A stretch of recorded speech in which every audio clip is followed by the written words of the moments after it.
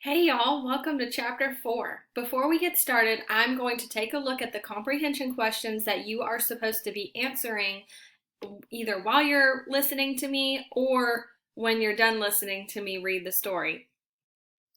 So I'm in our Google file and I'm on slide 6 now for chapter 4. And the first question says, what is it about the stagecoach that fascinates Charlotte? The second question says 4 things that Charlotte spends her time thinking about on the ride in the coach and the loft. That should say, what are the 4 things? And the last question says, what emotions and feelings do we see Charlotte display in this chapter? Give evidence from the text.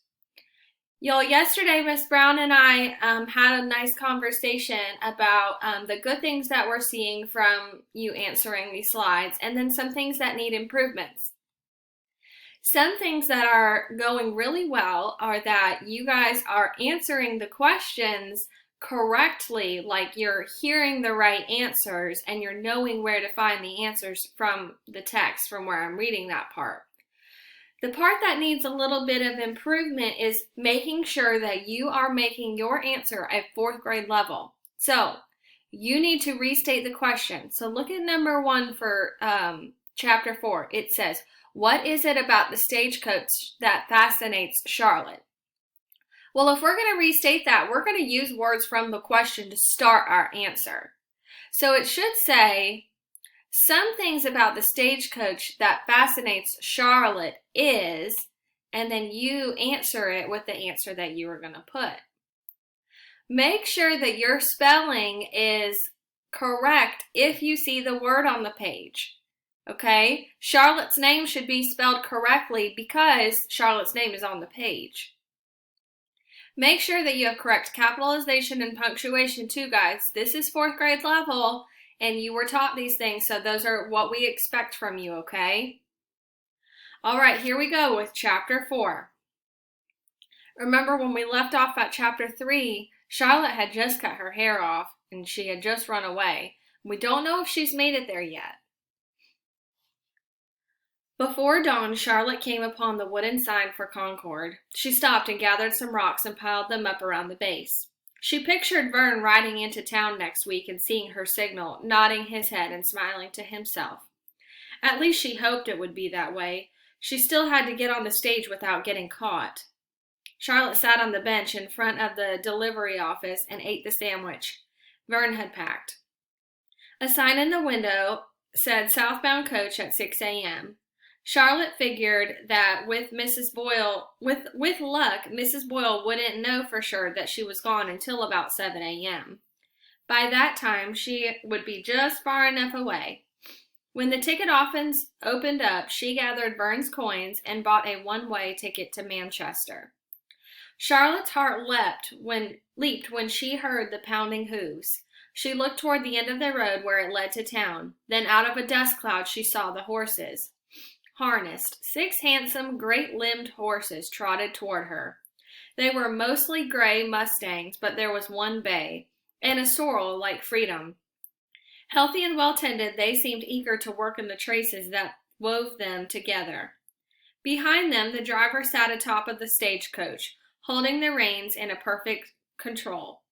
Charlotte had heard about 6 and 8 horses being hitched at one time, but she had never seen it before. What would it feel like to have that many horses at your call? The driver yelled, "Whoa!" and the horses slowed. There was a jingling and a rattling and creaking when the coach settled in front of the hotel. The pressure brake screeched and the driver secured the wheels. The coach gleamed with varnish in the morning sun. The wheels were painted yellow, and printed on the doors were the words U.S. Mail. It was the most beautiful thing that Charlotte had ever seen. She walked over and rubbed her hand across the shiny hickory wood. Then she petted the horses and reminded her too much of Freedom. The driver assigned the seats right away. Charlotte climbed aboard and found herself wedged between 2 plump women. "Hello there, young man," said one of the women. Charlotte nodded. "I'm Miss Mapes, and this is Mrs. Earnhardt, my traveling companion. What's your name?" Charlotte kind of stared blankly at Mrs. Mapes. "My name?" she asked. "Yes, your name, dear." Charlie, said Charlotte. My name is Charlie. Well, Charlie, it's nice to meet you. We're traveling to the end of the line, so I guess that we're in it for a long ride together. Yes, ma'am, said Charlotte, and pulled her cap tighter over her head. The stage began rolling and rocking over the countryside. Charlotte watched farms and lush woods moving across the coach window. She wished that she could sit atop with the driver so that she could see more, watch him drive the team and all, ask him a little bit about the horses' names. She felt excited as if something new and good was about to happen. What was Hayward doing today, waking up in his new home? She would have a home someday, but not if she'd stayed at the orphanage. Millshark and Mrs. Boyle would have seen to that. Now she felt certain that anything was possible. Vern used to say that the plants can't breathe, excuse me, that they can't breathe and grow in a box that's too tight, and now she knew what that meant. Soon Charlotte fell asleep against Mrs. Mapes, and she woke up now and then, but with the two ladies droning on with their gossip and the rocking stagecoach, she quickly slipped back into her slumber, happy to be traveling farther and farther away from the orphanage. It was 2 hours later when the stage pulled into the end of the line in Worcester, Massachusetts. Why hadn't somebody woken Charlotte up? And what made her get off sooner? She didn't recognize the driver. The drivers must have changed at one of the stops. Maybe he thought that she was with the two women. She had fallen asleep against one of them. After the new driver helped the passengers out of the cramped coach, Charlotte stretched and stood in the street, looking up one side and then down to the other. Guests headed towards the hotel with their satchels and their luggage, and a burst of laughter erupted from the pub. People came and went from the shops on the street, and some in fancier clothes than Charlotte had ever seen. The other passengers drifted away to their destination, and Charlotte soon found herself alone on the side of the road. What should she do with herself? She'd run away, but she had nowhere to go, really. She didn't know a soul. She had no money except for a few remaining coins, and she hadn't thought this far. It was getting dark, and suddenly she felt frightened and lonely. Charlotte went over and stroked the horses. At least they felt familiar. The driver came around and started leading the team toward the livery. And there's a picture on this page, so I wanted to show you guys real quick. Let me figure out my camera situation there. There we go.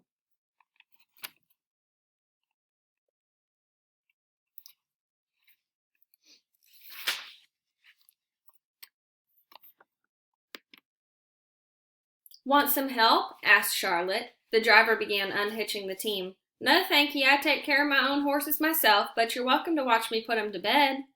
The driver chuckled. Boys and horses can't seem to keep 'em apart. Charlotte followed him to the stable and watched him take the harness off the horses, rub the horses down, and put them in their stalls. I can cart some water for you, said Charlotte. Good boy. Do it then. Charlotte hauled buckets of water to the stalls, talking to the horses as she went. Then she helped the driver fork the straw. You're right handy with those chores, he said. Yes, sir, said Charlotte. You live around here? No, sir. Well, I just moved up to these parts. Well, get along now. I'll be closing the barn. Charlotte backed away and moved toward the main door, stopping and petting each horse as she went. It was safe here. She looked around and noticed the lofts above her, and when the driver disappeared into the tack room to hang up some of the burdles, Charlotte took a chance. As fast as she could, she climbed up a ladder and she flung herself onto the loft. She kept her head down and lay there without moving or making a sound. Her heart was pounding as loud as the drum was beating. Could the driver hear it too? He was below her now, whistling and finishing his chores. Finally, he walked out and he shut the barn doors for the night. Charlotte peeked over the loft of the stalls. Vern would be fussing a blue streak if he saw how poorly these stalls were kept. She wasn't that tired, but she was hungry. She climbed down and started nosing around the barn. There wasn't a bite of food anywhere.